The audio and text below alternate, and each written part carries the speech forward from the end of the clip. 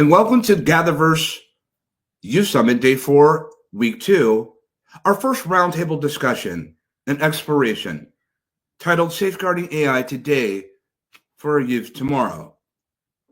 We've assembled world experts in their designated locations with the real hope and the understanding that in the work that they are doing and administering in their lives, that they can bring some sense of identity more to what we're looking at, this great abstraction of deployment called artificial intelligence, and to help us to be able to better understand exactly where we're at so that we can have a clear and present path on how we're addressing our youth and the baton that we're handing today for tomorrow. Roundtable panelists, I'd like for you to go around and introduce yourself briefly in 30 seconds or less and explore and explain to us who you are and why you've decided to arrive to this roundtable today. We're delighted to have each of you. We'll begin with Soleil, and I hope that I'm pronouncing your name right. Your mic, please. Still off? Good, right? So I am in Istanbul, Turkey. Actually, I am the only and the first AI writer in Turkey. Having been the first one, I can say I managed a lot of things, including speaking at a panel at the United Nations.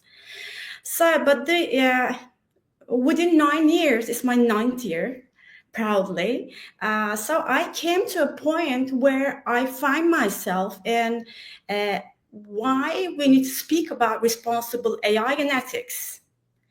Because as an observer and a writer, I can see clearly that the downsides of the issue, this general purpose large language models offer a lot of downsides, especially for children. Why? Because they don't know what they're talking about. They don't know what they're dealing about. And the first time in the history, we share the same technology and the same risks, right? Sure. So having been achieved, the technology doesn't mean that it's very innocent, right? Sure. But the technology needs to be. So let's hold on for that moment. It was just a 30 seconds brief. We'll have time to address this and more, maybe to the point of exhaustion. We're happy to have you here. We'll move on to Brandon, please. Hello to all. Thank you, Christopher. My name's Brandon Zihov. I founded an organization called Rudy AI. It stands for Responsible Use of Digital Intelligence. And our mission has been the exploration of how to engage with these generative AI tools and AI systems in a responsible way, being able to see what the use cases are. And so we spent a lot of time in interviews using and understanding how these tools are being deployed. And as we probably all know, one of the fastest growing groups are people under 25, and many of those are students. And so this is going to have a major impact on our youth. So I'm happy to have a discussion about how we prepare for that. Brandon, we welcome you and thank you so much. Madiha, please.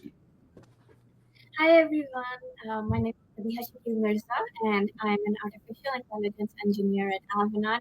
I'm based in Chicago, and I'm very excited to be a part of this roundtable panel discussion for the GatherVerse Youth Summit, because it is a space where brilliant minds come together to share our collective experiences, so we can use technology to unlock new possibilities and build an inclusive, ethical future for youth all around the world. So thank you, Christopher, for bringing all of us together. Thank you for that intro, and we're so happy to have you, and welcome back both Brandon and Madiha. And Russell, please. Hello, good to see you again, Christopher. You as well. So my name is Russell Bundy. I am the co-founder and chief visionary officer at Just Verify. We're building the trust layer for AI and also building the infrastructure. And our mission is to basically verify the trustworthiness, and also like the adoption of AI systems within AI. So happy to be here. And also I am the director of partnerships at GatherVerse too. So that's pretty much it for me. Excellent, Russell, and thank you. We're so happy to have you here, especially one of the ones that are chopping wood behind the scenes. This team does extraordinary work, and we're happy to be able to work together and with each of them leading. Panelists, we're going to address a number of questions, not just the one that are on the board, if you will, but we'll dance around. We'll go round robin. We're going to go into a deep exploration, given the intimacy and the capacity of this particular subject matter, and with the type of firepower that I know each of you to bring, with each of your, in respects to your understanding. Audience at GatherVerse.live and elsewhere on our social streams, please prepare to be able to explore with us. It's of tradition, if you will, or of a custom way for us to be able to go on script and off script. It's something that we enjoy. But let's prepare to begin. Let's lean into this. Brandon, I'll begin with you, and we'll be jumping around, and Saleem and Dia and Russell prepare for next. That we talk about safety. There seems to be, in a lot of ways, this misunderstanding of what we talk about when it's safety. Some would say alignment with how is AI aligning when it comes to human values, but whose values, if you will, and that's a risk and concern. We talk about the massive deployment of hyperscaling and not being able to understand by way of mechanistic interpretability or interpretability itself, and understanding how these neural networks are processing and working at render, if you will. And we start to think about a number of different things when it comes to safety and accessibility when it comes to character AI. And is this dialogue helpful for my young person to be able to have this exchange when it comes to these models? There's a number of different lens and narrative of safety. There's a ubiquity to it, isn't it? Brandon, from your lens, what is AI safety? I think it's probably going to be a few different prongs, and I'll preface it by sometimes I wake up, I think about these kind of summits in youth, and I say, man, God help us all, because I don't particularly have the clear-cut answer as to what safety is going to look like, because on one hand, I think that there's a real environmental threat that exists with the development of AI. I think that there is a psychological threat with the development of AI. And so it taps into what I believe our superpower is of language and how we communicate. And we've seen historically the weaponization of language. And so it's a loaded question for me when I think about safety. And if I had a magic wand, I would say that we still should be testing this in the back channels of computer science labs, but I don't have that wand. It's exposed to the public, and we'll be using it. And so I can say that I think we're going to have to explore some of these esoteric, very philosophical human values that have to exist. We're going to have to look at I am thy brother's keeper kind of things, right? Like, and I'm freestyling a little bit, because I don't think there's a clear answer as to the obvious of, hey, we don't want bots telling humans to harm themselves or causing harm to others, right? But I think there's also some, dealing with a very depressive society, or dealing with people who have accessibility to it. There's so many different angles. So I know that's a long way of saying nothing really, but just I don't know. I guess if the short answer, I'm trying to understand and figure that out with you guys today. And so that's my entry point. I think that's a wonderful and terrific answer that we're able to answer with a sense of vulnerability and exploration. That's precisely exactly why we're here. I admire that from technologists and those that do the work and understand the ubiquity and how vast this ecosystem is, Madiha. When we start looking at this consideration of safety, it seems to me what I picked out, and some of the things that I have appreciated what Brandon is talking about, is there's not necessarily a colloquialism when it comes to safety and the naming convention and the definition therein. And we start to think about the need and the persistent need for a global cloud consensus for us to be able to distill down all of these different types of frameworks that exist out there, if you will, and to be able to have a much better sense, especially since the articulation or the particular definition of artificial intelligence at the bar has moved for each and every one of us. And the type of AI that we're dealing with today and that we're soon to be met with on the shores, if you will, it's not the AI that was depicted in novel, perhaps in a Roddenberry magazine or excuse me, a film or a series of Star Trekian, if you will. But when it comes to what it is that we expected to be met with, that in a lot of ways, Mr. Turing, have changed. So Madiha, from your lens of perspective, as someone that's an engineer that's building these models, like so many people, What is AI safety and the importance therein for you? Yes. So AI safety, from based on like what I have experienced while building these models and based on what I've read, based on what I've heard in the news, AI safety is that as AI systems are becoming more advanced and more intelligent every second, it's just amazing to see how technology is advancing at such a rapid pace that every day, actually every like minute, there are new technologies just coming up. And it's sometimes it's just, you have to like increase your pace to keep up with what's happening. So AI safety, based on my experience, is making sure that AI systems are safe for everyone, not just a particular group, but everyone around the world. And AI, working on building AI that minimizes causing harm to anyone. So AI safety means that AI should be unbiased, it should be transparent, AI systems should be deployed in a way that have accountability, that do not cause any harm to any individual, whether emotional harm, mental harm, psychological distress, just making sure that AI is safe for use for everyone around the world, and so that every member of our community can reap the benefits of the amazing AI technologies that are being created every day. It's very fascinating that both you and Brandon also allude to, when we talk about language, that it has powerful words and meanings, doesn't it? We often were raised in the world, many of us, is saying that words matter. Words can be very powerful, and we're dealing with these machines that can reciprocate dialogue and language with us, Soleil. And thank you, Madiha. We'll come back to you here shortly. And Soleil, you really started off and let us know that you're from beautiful Turkey. And in your area, in your side of the world, it's the same.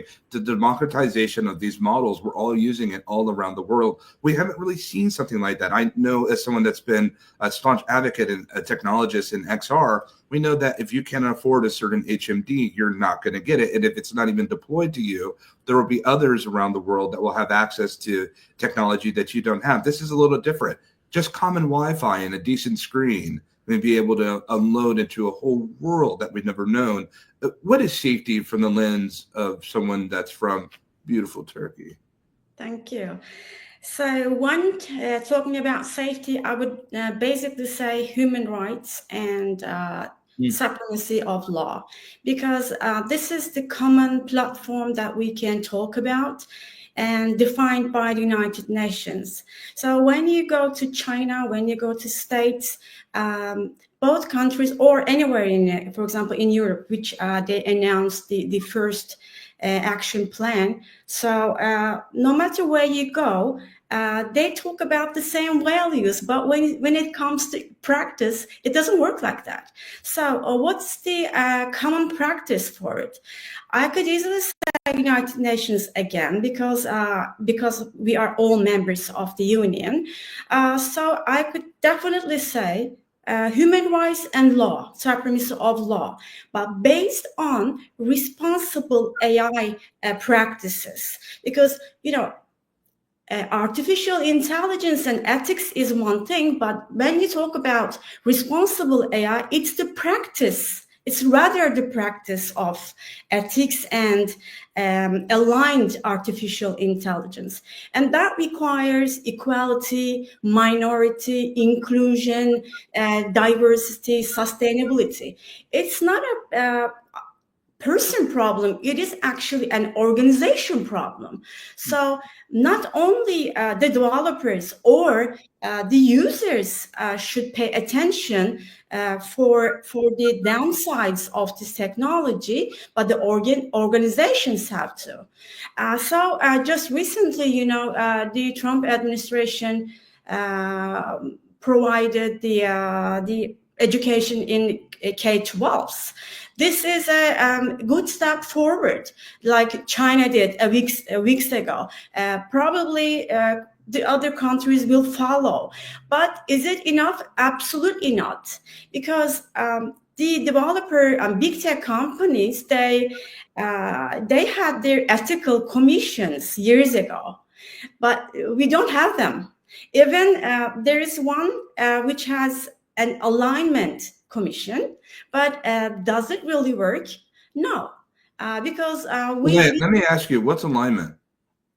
The technology should read the same understanding process of human mind.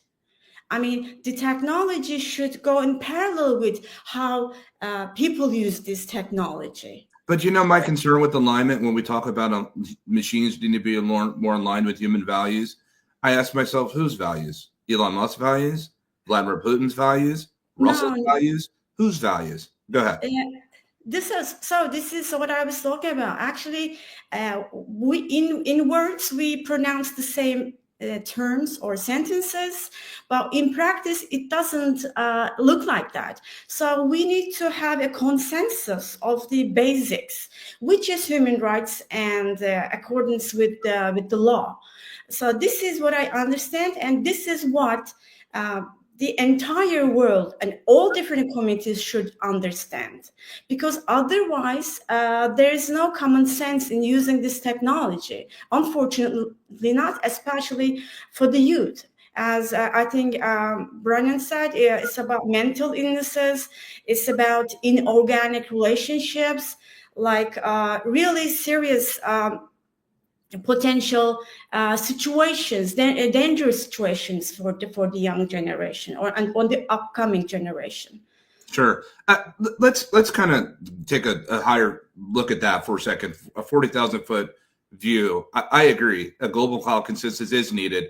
I think at the end of the day, that's the only way to be able to move forward on a sense of a global colloquial front, transmetropolitan, transcontinental, and deciphering and understanding the approach to ethical governance structure approach to AI. However, also that I would say within the Trump administration, removing the politics as much as I can with it, when it comes to President J.D. Vance, he says that this is not a time for safety.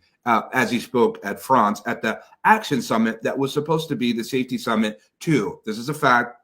So when we start talking about the Trump administration, sure, it's good for K through 12 to be able to address and to start to be able to update and educate our students so that we hopefully can not have the machines get ahead of the students, that humans can stay ahead of the machines, Russell. I still have a really big concern is, what are we necessarily updating and educating our children with when we haven't even fully updated and educated our own selves with the understanding of safety and ethics? We just heard from what Brandon just said in his pursuit of understanding, and he works on AI every single day. It seems to me, Russell, we're in need of the trust layer.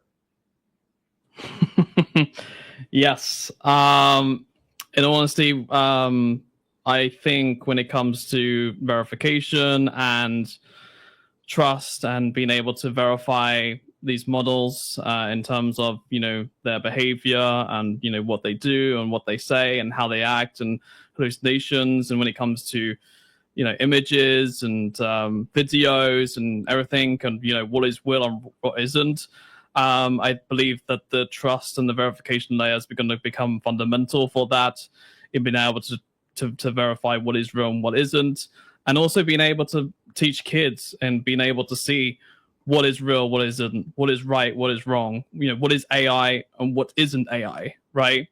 And also making sure that these models are ethically safe, so that basically if you're using a model and you want to make sure that it's safe to use, but then for example there could be like something that comes up saying, hey, this model has hallucinated 20 times or whatever it may be, then you want to be able to know that, right? You want to be able to make sure that the models that you do use are safe, right? So that's what I believe, and I think that's why the trust layer is going to be fundamental for our youth, for our children, and for them to be able to learn what is right, what is wrong, and what is safe and what isn't. I agree, and I really appreciate that. It's so complementary to the expressions of what each of our roundtables have said, Madiha, when it comes to the different entry points, as Brandon had talked about, language, in which we should be focused on. And this is a whole different single variable, but we also know that this isn't a single variable equation. It's a multi-variable, isn't it, Madiha, when we talk about all the different entryways to understand what's being deployed and distributed from AI. There's diffusion models that are deploying these incredible images that are of human resolution scale. There's codec avatars, and there's not even what we've completely immersed into at the intersection of the metaverse and AI. And we're thinking about hyper-realistic immersive simulations or virtual ecosystems of interaction and communication. And it's getting to the point where it's now arrived to the point where I could look at an image that's rendered by AI, and with my own human eyes, I cannot tell whether that image is real or not. It's now almost at the point when it comes to visualization of an animated video that's so real to some degree, and in some sequences, Madiha, I can't tell no longer if it's even real or not. But when it speaks to me with concatenated synthesis or speech, then we start to understand a little bit of the difference in the micro nuances. When we're looking at it 2 years ago, it was about the extra fingers on a hand. They got that correct. And so now we're having to need more machines, I believe, to be able to help us to understand machines. So Madiha, we talk about what ethical guardrails should be in place to protect users from AI-driven hazards. There's so many different layers and entry points when it comes to dealing with language and dealing with visualization of diffusion models. Help us to understand, where exactly are we putting these guardrails?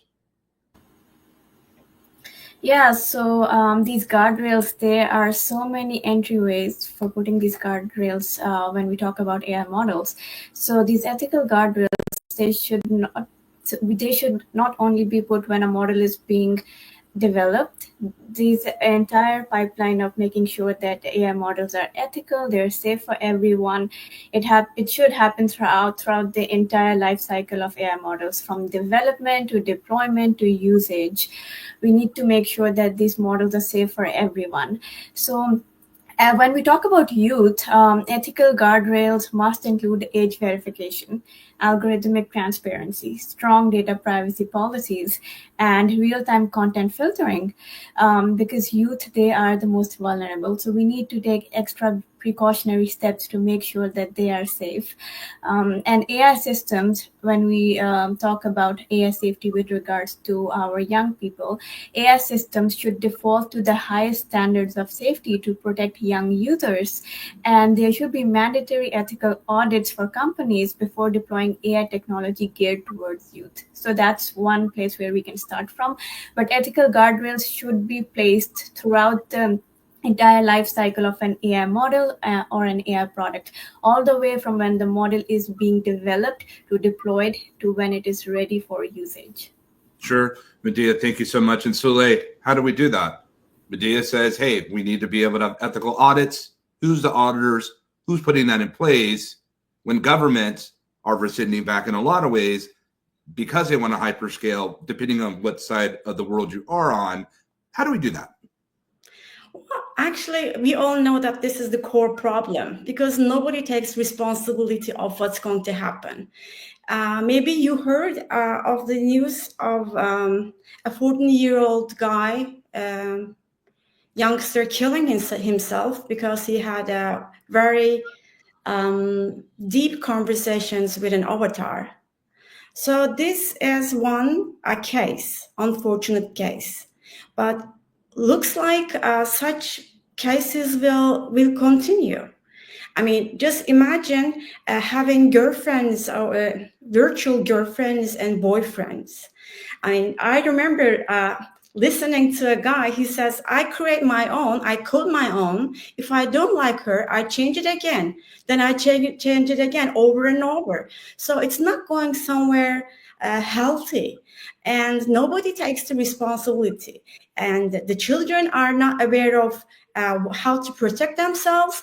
And the danger is actually how the parents will deal with the issue. I mean, this is also a huge problem, because they have no idea of how to protect their children. Besides the teachers, the schools, I don't really think they have an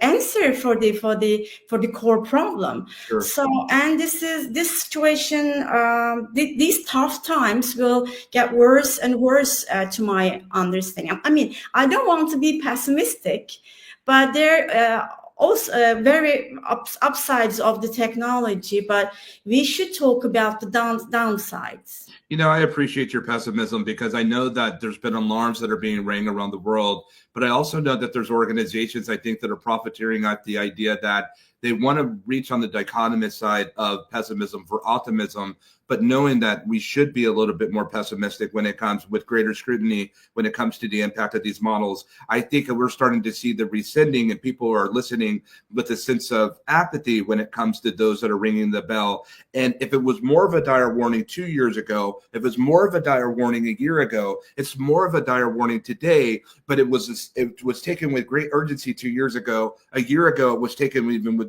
a little bit urgency, but it started to dwindle down. And now it becomes to see that this thing that was once on fire becomes an ember of coal, if you will. But we're going to address that. I think that's really important, especially here at GatherVerse.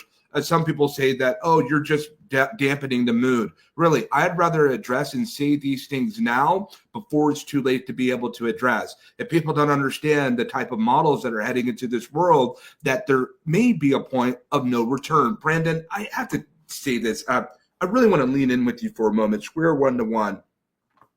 As somebody that's dealing with technology, that's teaching and educating when it comes to language, and I'm going back to something that Madiha said, the life cycle. Right, the life cycle of these models end to end, from this data set compiled together by data scientists, passed on and handed over to data engineers to be able to train these models, RL, reinforced learning, getting it to conversion, fine tuning, so forth and so on. There's a lot of different hands that a model passes through in order for it to become what it becomes. Or there are some that are building out a model by her or himself. But then we think about the ethical need, if you will, in the development, and the responsibility is what I'm getting at with this question with you, Brandon. Does this responsibility, when it comes to trust and safety and ethics, does this fall first on the shoulders of the frontline workers or those that are building these models? Oh, your mic, please. It's a great question. You know what I think about? I had a real heavy debate with a friend about student loan debt. And I said, you know what, that it was completely irresponsible for the United States government to extend and allow the banks and corporations to give loans to me and my colleagues at 18, 19 years old. Like, we didn't have the level of financial literacy. We didn't understand the kind of deals that we were going to have when we signed up for these loans. Couple that with the fact that 20 years later, the labor market shifts, and then there wasn't a guarantee that I would be able to then have a job That's right. that would allow me to pay back these student loans. And so the real question in all of that is, who's responsible? Ultimately, who is responsible for the debt that I have now? And most people would say, well, I have a certain degree of personal responsibility because I signed the paper, right? But the entire trip through high school, they told me, go to college, go to college, go to college. You'll be able to make everything out of yourself if you go to college. And that simply just hasn't been true. So I look at today, right now, and I think it has been incredibly irresponsible of the tech companies to release these tools to the general population without first educating them on how they work. It's just like we are a petri dish for big tech to be able to run and play games around. And I think that's incredibly irresponsible. So I would say that first and foremost, that those folks who are deploying these tools and allowing them to engage with the public are responsible, right? They have a responsibility to be able to invest in the workers, in the people, in the society, because it used to be where the nonprofit, the research organizations were separate from the corporations. Right, we would have research, and that would be independent, and it would be for public good. Open AI, right? It's supposed to be open for a B corporation per se, or a public benefit company. Right. But now it's so tied and so coupled with corporate greed, and so now we're capitalists, and that doesn't, in my opinion, doesn't help anything when we're trying to build collectivism. And so I would say first and foremost, because they yield the most power. And when we're talking about things like this, is who has the most power to be able to influence change? I would say it is those who are creating it, who are investing billions of dollars in doing it. They are responsible. And I think our government, who can hold them responsible, should. And there's going to be arguments in terms of what censorship and what free speech looks like and how we deploy these. But we're going to have to make concessions in some places. We won't be able to coexist and grow and scale with this without there being, as Soleil is saying, with just, I understand your pessimism. that, we haven't shown the propensity or ability to be able to make good decisions in moments like this. And so that concerns me a lot. Sure, I think it concerns a lot of people. I'll read a quote from David Jacobson. An extremely unforgiving job market is about to get even more crowded as the new college class of 2025 joins the unemployed and those seeking new employment as companies continue to cut their workforce. Moreover, the DOGE cuts in Washington in the United States have sharply limited opportunities at the federal government, and consulting firms and the private sector have also been forced to pare back their offers. And this story doesn't mention AI, which is a variable that will severely limit the need for entry-level workers and top workers across the knowledge economy. Russell, I think about this deeply, the words that Brandon, Soleil, and Madiha are covering. Madiha says we need to be able to start to look at what it is from end to end in the life cycle of the model. I get the sense of a caretaker, if you will. Soleil is looking at it and saying we need a global cloud consensus. And Brandon saying that there's going to be some tough decisions made because we live in a world where people have their own sense of autonomy and agency and defined understanding from their cultural lens of understanding. Where is that middle? Where is that singular focal point that we're looking for to be able to arrive together to make some very must and urgent and necessary decisions, Russell? This brings us back to the trust layer. Are we going to need machines to intervene when it comes to how we manage their ascendancy in society? Because I'm not looking at this as machines that I deal with a television, an iPhone, a device, if you will. I'm now looking at machines as an alien species. And as sci-fi as that may sound, if it could speak with me, it could remember me, if it could read my disposition through theory of mind, and if its own self believes that it has its own disposition instead of emotions, to me, I don't see anything more alien than that. 100% agree with you, Christopher. I do believe that the trust layer is potentially the middle ground in all this. I do believe that it's a way in which humans and AI can potentially coexist. I believe that it allows individuals and organizations to remain safe, to be able to trust what AI models and AI systems that they are using from multiple aspects. But I also believe that on a global universal level too, that's also fundamental as well, in a set of standards and benchmarks which potentially can be universally applicable across no matter what industry and what use case, that allows you to be able to verify that specific model or specific case which you want to use it for, or whatever your use case may be. So to your point, Christopher, yes, absolutely, the trust layer is going to be fundamental. Verification is going to be fundamental. But also, so is all the other aspects as well, including ethics, including the global consensus that Sue was saying, but also in terms of building and deploying these models too. There's going to have to be a verification aspect in terms of building these models too and verifying that they are safe to release before you even do, right? So again, it's very multifaceted, it's very complicated, but the bottom line is verification and trust could be a way, or a universal way, in being able to use that, and no matter what your case is, or no matter what, if you're building or deploying or using AI.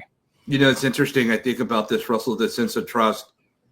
I think about it, Madiha, so deeply, what Brandon had just expressed about what the sense that when you're taking out a student loan, you don't know all the different ramifications that come with taking these loans. We don't understand, in a lot of ways, the ramifications that come with these models, dare I say, even those that have a sense of ethics and sense of safety. We don't completely understand the impact of what these models psychologically are having on us now. let's be honest, we're engaging with technology that engages back. There's no case studies out there that are rendered and that are distributed and saying these are the things that are happening. We haven't even been able to tackle this question that's on full front display on what are the most pressing threats posed by AI and the context of child safety online and how can they be mitigated. We haven't even understand fully the magnitude of social media. We are a test generation ourselves, aren't we, folks?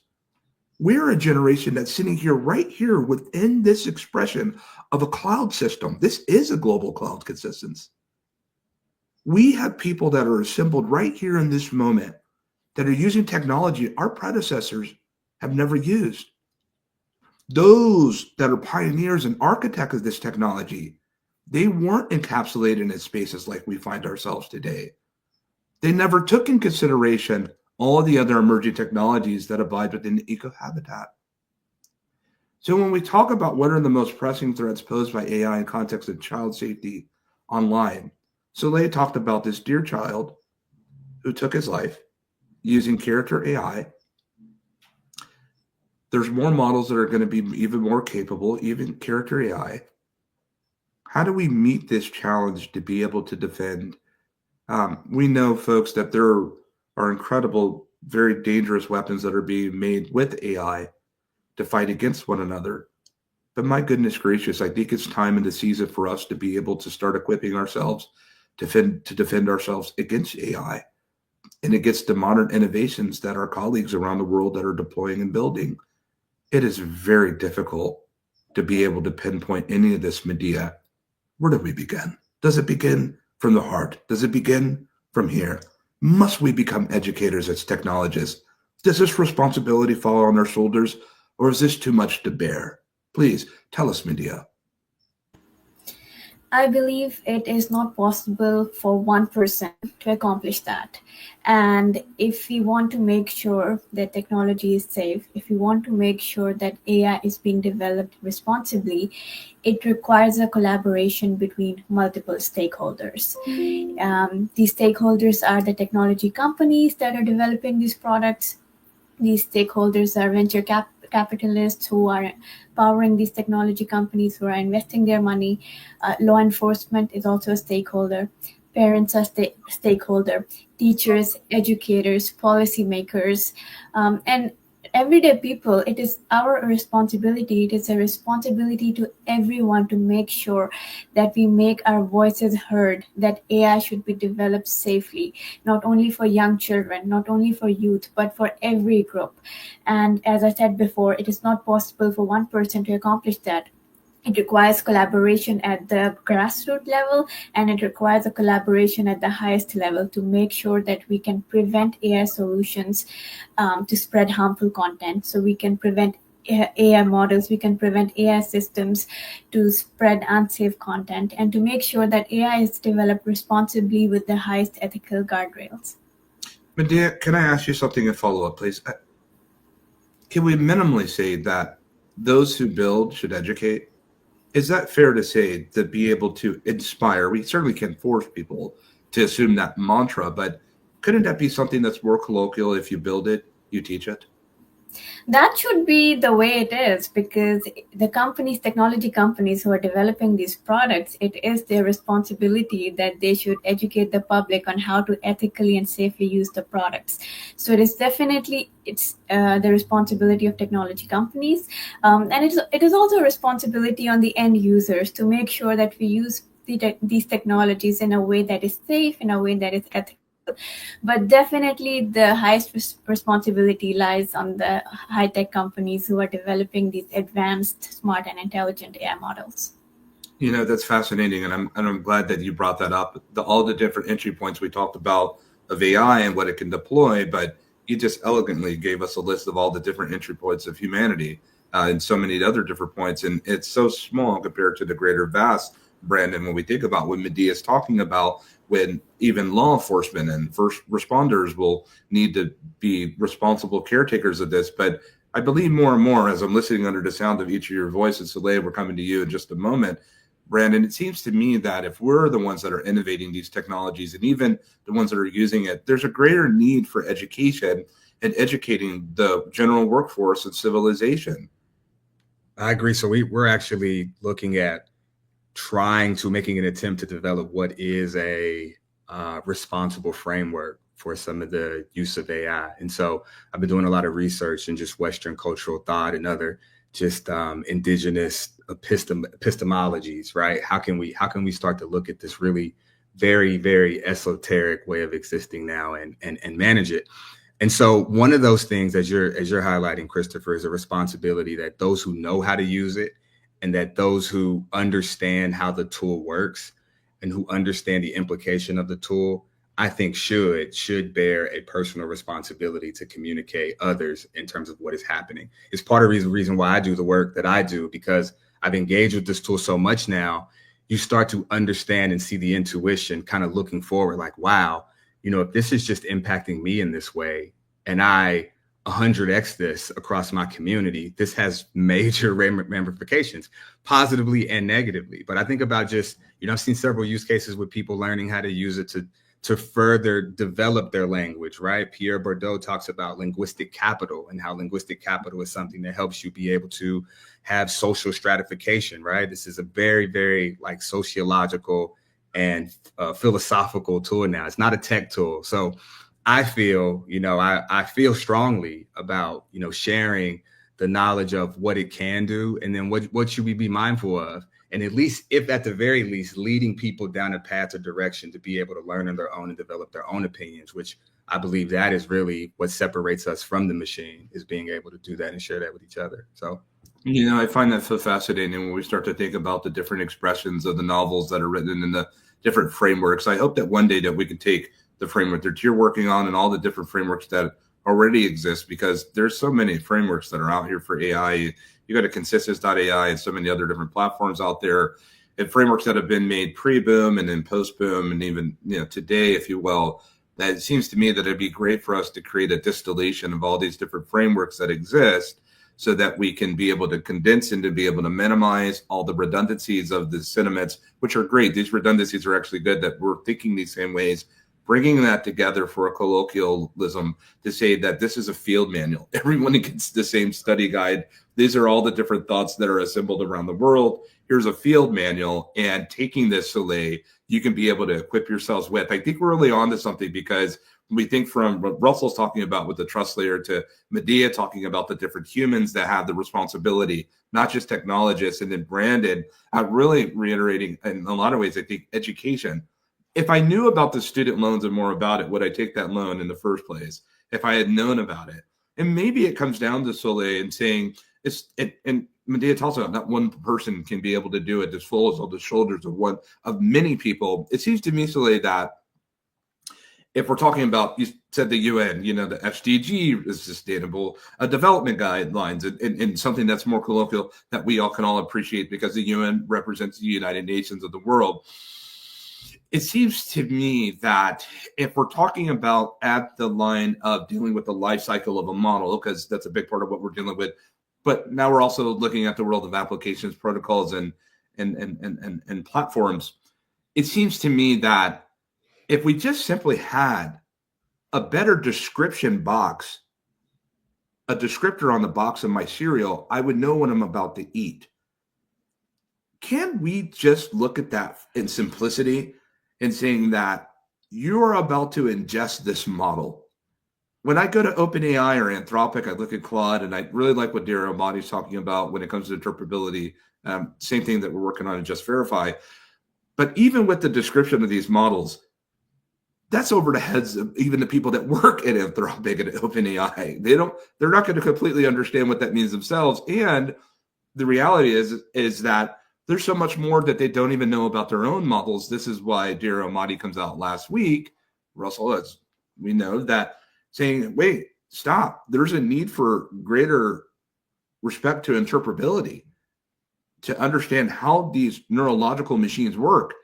If it's just statistical models, Bayesian, if you will, then we're dealing with something that 1 + 1 = 2. Okay, we can see that is the day is long, if you will.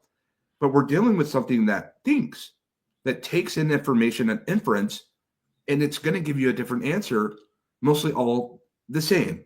And the capability of these models that they're shipping out are one-to-one different. So does it make sense to have a greater understanding simply of what it is that I'm about to ingest so that I can be equipped before deciding to take out that loan? Because the reality is, and it's really in a lot of ways correlates to what Brandon's expressed, I am taking out an investment when I'm using a model for the very first time. I would really say no way. I don't want to be pessimistic again, but if the model is still biased, if we are talking about misinformation and disinformation, and it's not, and this is something that we can get out of. So, and if we don't know what we are, the model we are using outcomes with the right knowledge. So, and besides, if the technology company says, I'm not responsible for the verification, so am I supposed to verify the information? And every single information, is it possible? No. So, and besides, human beings are with the easier.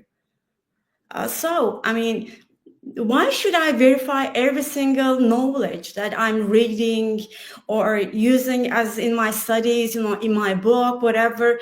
So why should I do that after all? I mean, especially after some time. I don't really think it's going to be possible with the existing models.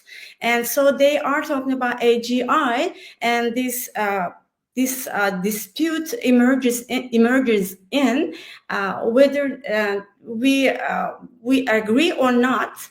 It's thinking or it's emotional. For example, maybe you saw some tweets about 4.0 became more emotional than it was before. So having a machine talking to you and trying to empathize with you doesn't really make you a tool or my friend. I would say friend after a while. So this is where the risk kicks in, especially for the young generation. Our opinions develop in the era that we live in. So that's why, actually technology companies call us spare population. But the world they are building on is the ones they were born in computers with the apps. So after all, I don't really think the following generations will care about the being that they're talking to is a human or not. I mean, I wouldn't. It goes along with my way. It just says what I wanted to say. There is no hurt. There is no feeling, maybe, because feeling hurts because we have come to a time where people don't like each other as a wife, husband, in the office. So I would say really no way. I mean, the human beings themselves will do their worst to make it worse.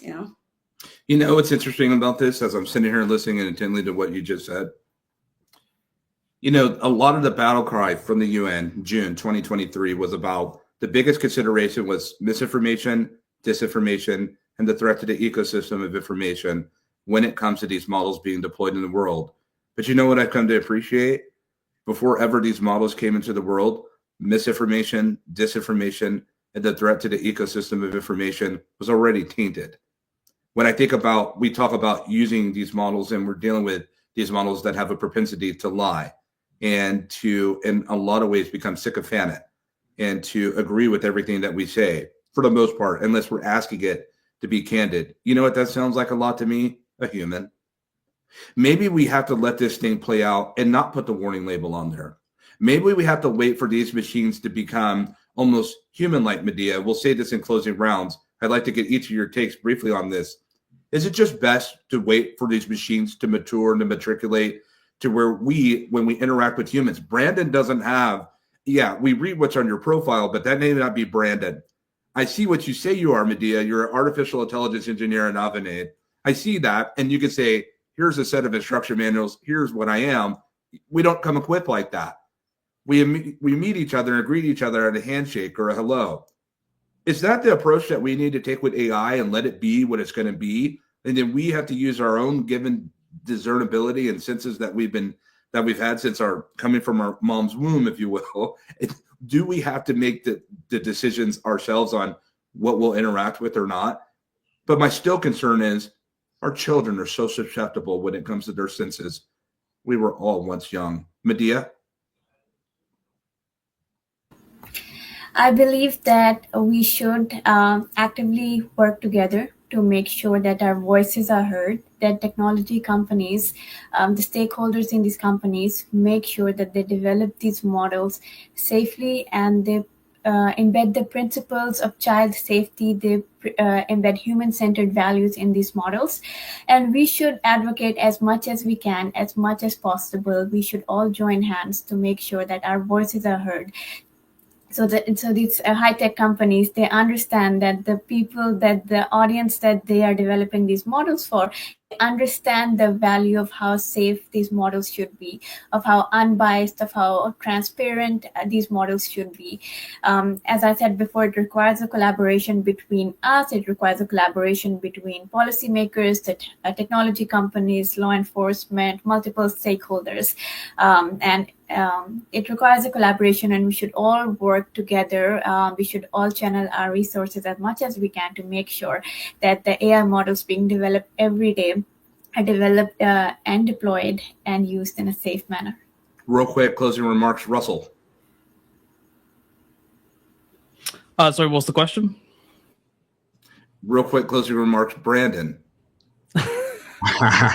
Man, I think that this is really, I'm happy to be a part of this time in history, so I at least can be a part of the history books to say what's going to happen. But I think that there's no label that we can create that'll slow us down at this point. And so I think we just speed through it. And I think we should, build visibly, allow like the younger folks to get into some of this interpretability. This should be talked about in school now, right? They should understand what interpretability is at a very young age. And I think we need to teach relentlessly. We need to have we haven't really revisited our public education system since the 1950s. And so we need to be, at least in America, since the 1950s. So we need to completely overhaul and reform this. And I think we have to center with care. We have to lead with care. We have to lead with love. We have to get into some of these, I think, very, very, very foundational human characteristics. Thank you so much, Brandon. And closing remarks, Soleil, briefly. Okay. AI is already political. So when this technology is political, it means we had biases, misinformation, and disinformation before, and we will. And this time it's going to be through AI. So it's unstoppable, unfortunately. Done. Roundtablists, panelists, we're so happy to be able to have you join us for GatherVerse Day 4, Youth Summit, Week 2. It's been rather enlightening to be able to understand safety. I can honestly say that I have a better understanding of AI safety and the approach when it comes to our youth now than I did just a little bit over an hour ago. What does that mean? At the end of the day, human expression and the preservation therein has never become more important. I didn't have to go to Soleil, Brandon, and Madiha, and Russell GPT. I simply listened to human hearts. Audience, follow each of these leaders. Join them on their quest to the pursuit for excellence and whatever it is that they find themselves doing, as we all are. Panelists, thank you for your time. Our gather was well.